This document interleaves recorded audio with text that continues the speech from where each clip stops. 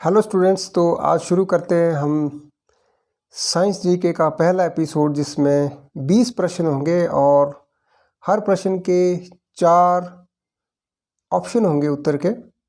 हमने एक उत्तर जो है वो चूज़ करना है। तो चलिए शुरू करते हैं।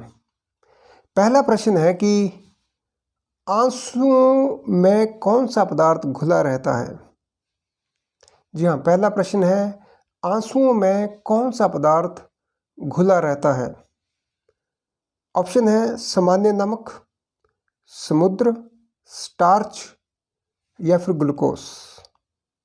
जी हाँ, इसका सही जवाब है सामान्य नमक। सामान्य नमक जो है वो आंसुओं में घुला रहता है, इसीलिए अगर गलती से कोई आंसू हमारे मुंह में चला जाए तो उसका स्वाद जो है वो नमकीन होता है। तो याद रखिएगा कि आंसुओं में जो पदार्थ घुला रहता है उसे हम कहते हैं सामान्य नमक। चलिए प्रश्न नंबर 2 की तरफ चलते हैं। प्रश्न नंबर 2 है लोहे पर जंग लगती है। जी हाँ, लोहे पर जो जंग लगती है वो किस कारण से लगती है। इसके 4 ऑप्शन दे रखे हैं। फेरिक ऑक्साइड से, जल योजित फेरस तथा फेरिक ऑक्साइड से, या फिर क्षारकीय फेरस एवं फेरिक कार्बोनेट से, या फिर उपयुक्त सभी के कारण। तो इसका सही जवाब सोचिए। इसका सही जवाब है उपयुक्त सभी के कारण। ये जो ए, बी और सी कारण हैं, ये सारे कारण जो हैं वो लोहे पर जंग लगने के कारण हैं। आगे चलते हैं हम प्रश्न नंबर 3 की तरफ। प्रश्न नंबर 3 है आपकी स्क्रीन पर, इंसुलिन की खोज की थी। इंसुलिन की खोज किसने की थी। 4 ऑप्शन हैं। बेंटिंग ने, डोमेक ने, रोनाल्ड रास ने या फिर हार्वे ने। तो इसका सही जवाब है कि बेंटिंग ने। बेंटिंग ने इंसुलिन की खोज की थी। चलिए अगले प्रश्न की तरफ चलते हैं। प्रश्न नंबर 4। प्रश्न नंबर 4 है आपकी स्क्रीन पर, वनस्पति तेलों को घी में परिवर्तित किया जाता है। ऑप्शन है ऊष्मा उपचार से, ऑप्शन बी हाइड्रोजनीकरण द्वारा, या ऑक्सीजन द्वारा, या फिर एंजाइमों के द्वारा। तो इसका सही जवाब है स्टूडेंट्स हाइड्रोजनीकरण द्वारा।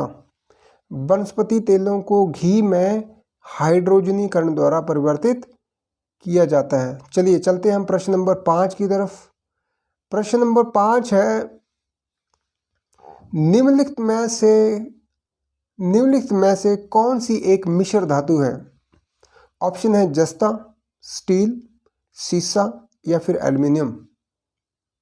जी हाँ, इसका सही जवाब है स्टील। स्टील एक मिश्र धातु है। चलते हैं प्रश्न नंबर 6 की तरफ।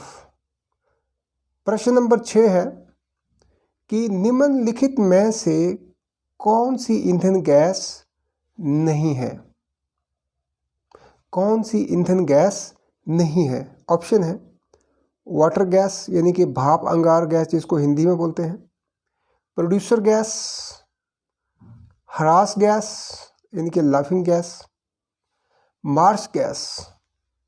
कौन सी ईंधन गैस नहीं है।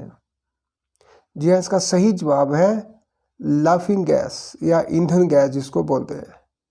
चलते हैं प्रश्न नंबर 7 की तरफ।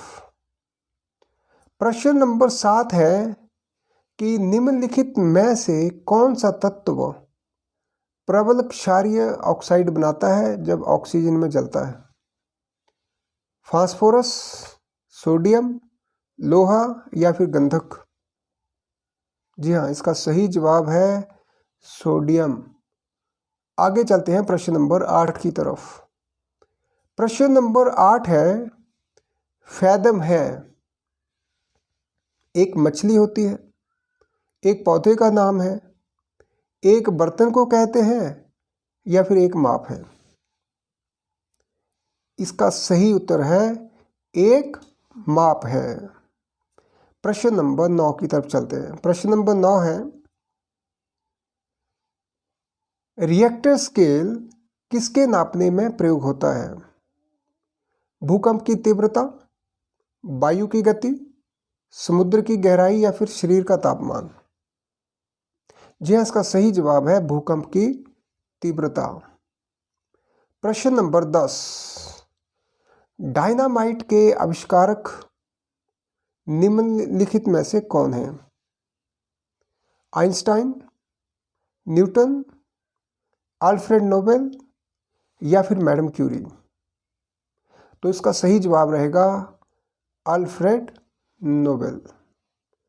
प्रश्न नंबर 11, प्रश्न नंबर 11 है, प्लास्टर ऑफ पेरिस प्राप्त किया जाता है। प्लास्टर ऑफ पेरिस जो हमारे घरों में भी यूज होता है, पीओपी जिसको बोलते हैं, वो कहाँ से प्राप्त होता है? ऑप्शन है सोडियम बाइकार्बोनेट से, जिप्सम से, यूरिया से या फिर कार्बन से? तो इसका सही जवाब रहेगा जिप्सम से। जिप्सम से ही हमें प्लास्टर ऑफ पेरिस मिलता है।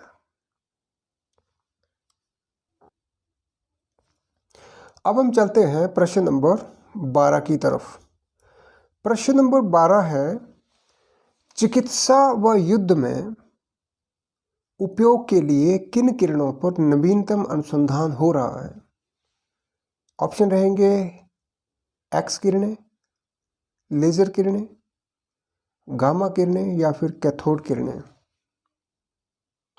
जी हाँ, इसका सही जवाब है लेजर किरणें। लेजर किरणों का जो उपयोग है वो चिकित्सा और युद्ध क्षेत्र में हो रहा है और इसी के ऊपर अनुसंधान भी अभी हो रहे हैं वहाँ पे। आगे बढ़ते हैं प्रश्न नंबर 13 की तरफ। प्रश्न नंबर 13 है, राडार में किस प्रकार की तरंगें होती हैं? विद्युत तरंगें, विद्युत चुंबकीय तरंगें, ध्वनि तरंगें या फिर उपयुक्त में से कोई भी नहीं? तो राडार में कौन सी तरंगें प्रयोग होती हैं? उनका नाम है विद्युत चुंबकीय तरंगें। आगे चलते हैं प्रश्न नंबर 14 की तरफ। प्रश्न नंबर 14 है, आकाश के नीले दिखाई देने का मुख्य कारण है? नंबर 1, सूर्य की रोशनी नीली होती है, वायुमंडल में उपस्थित धूल आदि के कणों द्वारा सौर किरणों का प्रकीर्णन हो जाता है, प्रकाश परावर्तन या फिर प्रकाश अपवर्तन? किस वजह से आकाश का रंग नीला दिखाई देता है?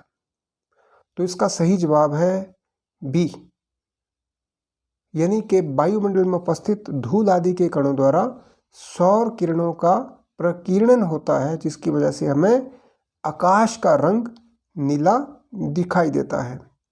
चलिए आगे चलते हैं प्रश्न नंबर 15 की तरफ।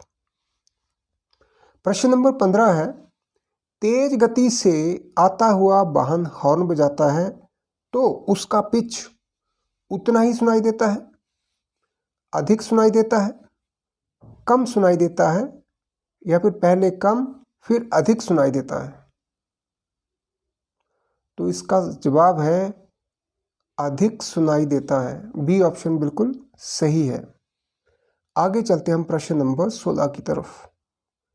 प्रश्न नंबर 16 है, सूती और ऊनी रेशों में अंतर ज्ञात किया जा सकता है? छूकर, जलाकर, NaOH से क्रिया करके या फिर H2SO4 से क्रिया करा के? तो इसका जवाब रहेगा जला करके। बी ऑप्शन सही है कि हम सूती और ऊनी रेशों में को अगर जलाएंगे तो पता चल जाएगा कि कौन सा सूती है और कौन सा ऊनी है। चलिए प्रश्न नंबर 17 की तरफ चलते हैं। प्रश्न नंबर 17 है कि अगर बर्फ के ऊपर दबाव बढ़ा देंगे तो उसके गलनांक को क्या होगा, यानी कि उसका जो मेल्टिंग पॉइंट है उसमें क्या फर्क पड़ेगा? प्रश्न है कि बर्फ पर दाब बढ़ाने से उसका गलनांक घट जाएगा, बढ़ जाएगा, अपरिवर्तित रहेगा या फिर शून्य हो जाएगा? तो इसका सही जवाब है घट जाएगा। चलते हैं प्रश्न नंबर 18 की तरफ। प्रश्न नंबर 18 है, गर्मियों में सफ़ेद कपड़े क्यों पहने जाते हैं? ऑप्शन है, ऊष्मा के बुरे अवशोषक हैं, सस्ते होते हैं, आकर्षक होते हैं, या फिर इनमें से कोई भी नहीं। तो इसका सही जवाब रहेगा कि ऊष्मा के बुरे अवशोषक होते हैं। गर्मियों में इसीलिए कहा जाता है कि हमें सफ़ेद कपड़े पहनने चाहिए। आगे चलते हैं प्रश्न नंबर 19 की तरफ। प्रश्न नंबर 19 है कि निम्नलिखित में से गलत कथन कौन सा है? लोहा पानी में डूब जाता है, लकड़ी पानी पर तैरती है, पारा पानी पर तैरता है, पारे में लोहा तैरता है। तो इसका सही जवाब है सी ऑप्शन, यानी कि पारा पानी पर तैरता है। ये कथन गलत है। आगे चलते हैं प्रश्न नंबर 20 की तरफ। तो प्रश्न नंबर 20 है, संतरे में कौन सा विटामिन अधिक होता है? डी, ए, सी या फिर बी?